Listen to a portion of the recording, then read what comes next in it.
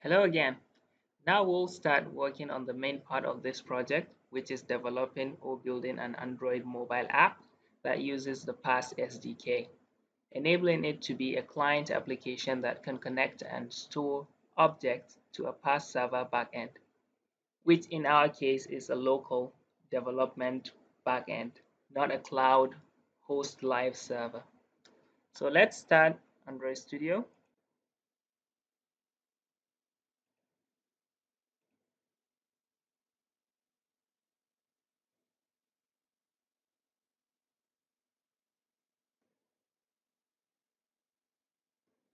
Also to note is we do need internet connectivity because Android Studio needs to download the required libraries for our project and also fetch a couple of IDE packages for itself.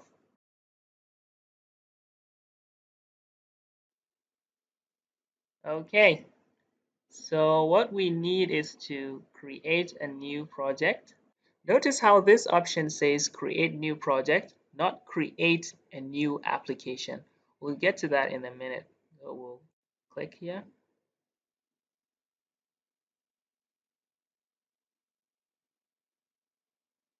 The reason why we are creating a new project, not a new application, because a new project can contain many applications. In this case, an application could be for a phone or a tablet.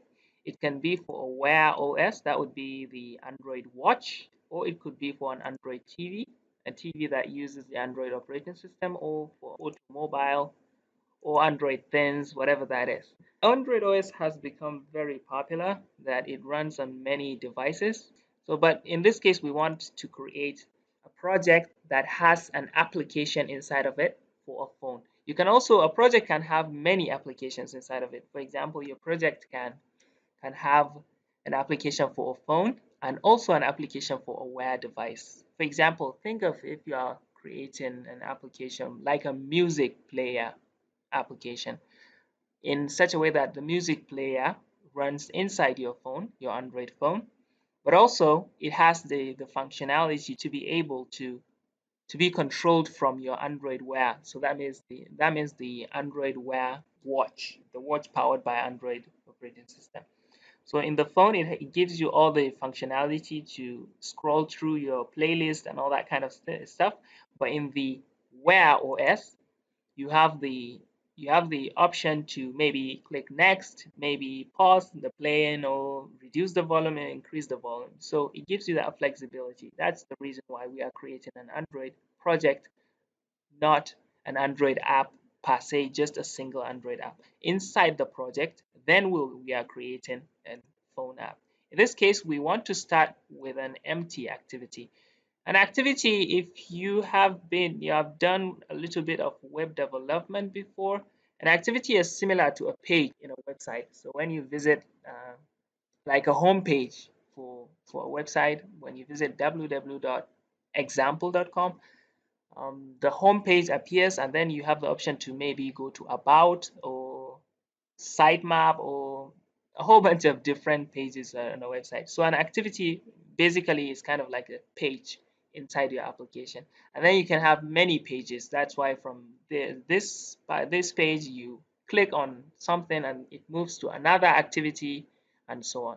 So we'll click on empty activity. We don't want anything in that activity. I'll click next. The application name is supposed to be Clunote, but we decide to call it just Clunote.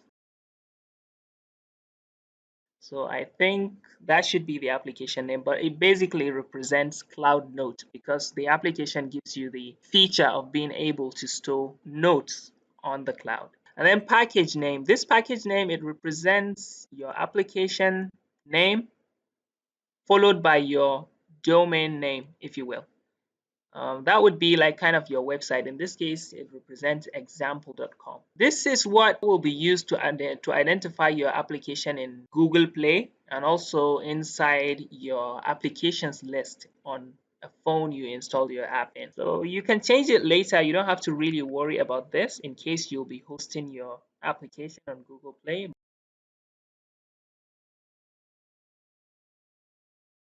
It is just an example. It belongs to ponderate.net. So we want the language to be Kotlin. Kotlin is kind of a newer language. It's a higher level language than Java. So it runs kind of on top of Java. So it provides a lot of functionality and advantages. So we'll be using Kotlin. And the minimum SDK. So this is an option that I really find interesting initially when I started Android development, because I thought to myself, it gives you this option minimum SDK, and then you can choose the SDK from, in this case, API 16, that would be Android version 4.1, up to API 30, that would be Android version 11, the Android OS version 11. But then I thought to myself, let me click Android 11 API, and then it would say your app will run on less than 1% of devices. And then I thought to myself, why would anyone want to create an application that would run on just less than 1% of devices? Why would they give you this option even in the first place? Well, it turns out there is a reasonable reason behind it. As the Android operating system evolves, for example, you click, let's say, version 6, Marshmallow, it would say that it would run on 84%, and then you click maybe Oreo, 53% of devices.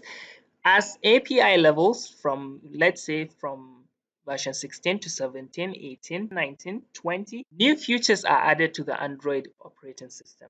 And those features only run on that specific API. So for example, if you want maximum compatibility that your app will run on almost every device, you want to choose API 16.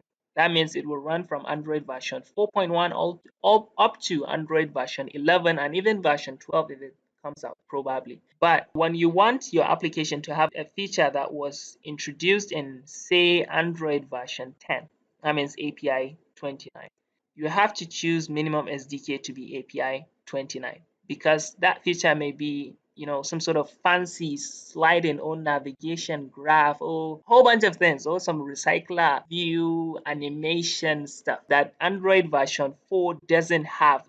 So if you want to use that new feature that was introduced on in Android version 10, you are going to have to choose a much more higher minimum SDK. So that's the reason why this option exists. We'll stick with API 16. And then we do not want to use legacy support libraries. We just want to use the, I think, support X, I think they call it. So this is just fine. So we'll click finish.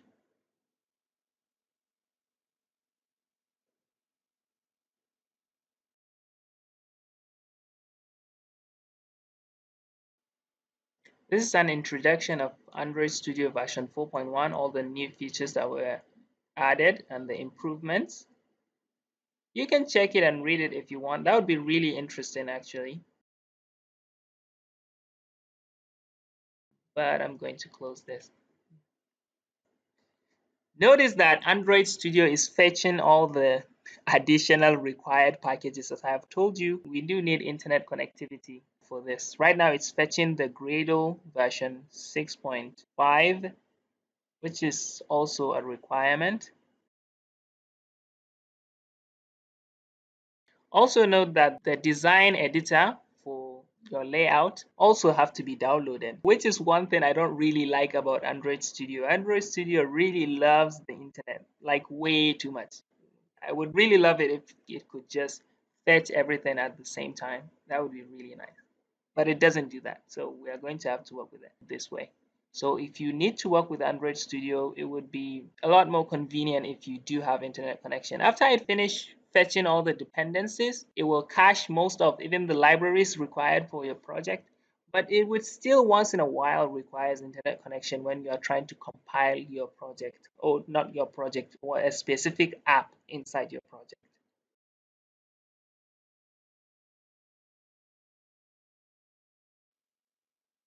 Okay, so this is one problem you could get. If this happens, you're going to have to maybe restart Android Studio. Right now, my internet maybe have fluctuated. That's why Android Studio couldn't download one of the dependencies it relies on, and then hence I can't really work with the editor.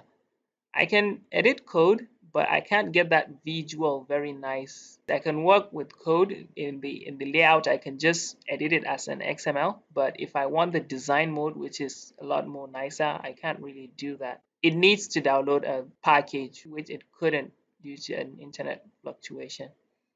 So I will restart the Android Studio now.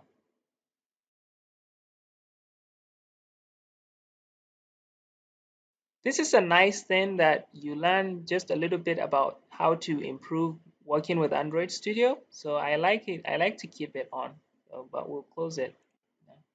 And then right now it is downloading the additionally needed packages.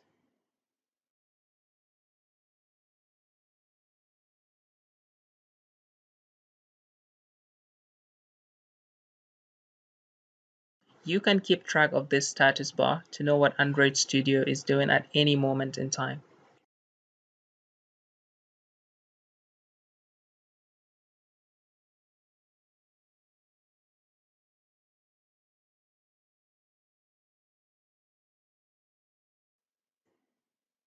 Okay, finally, after forever, Android Studio have finished fetching all the packages and setting up our project and itself. So let's check here. You can see the project's name is Clunote. Inside the project, we have an application which have the resources, the Java, which is where the logic is located, this main activity, this file right here, .kt Kotlin. Also to note is I told you that Android project, since this is what we created an Android project which has a single application inside of it, an application for a phone. You can go to files and then go to, uh, let me see, go to project level, Clunote, and then it has this single app.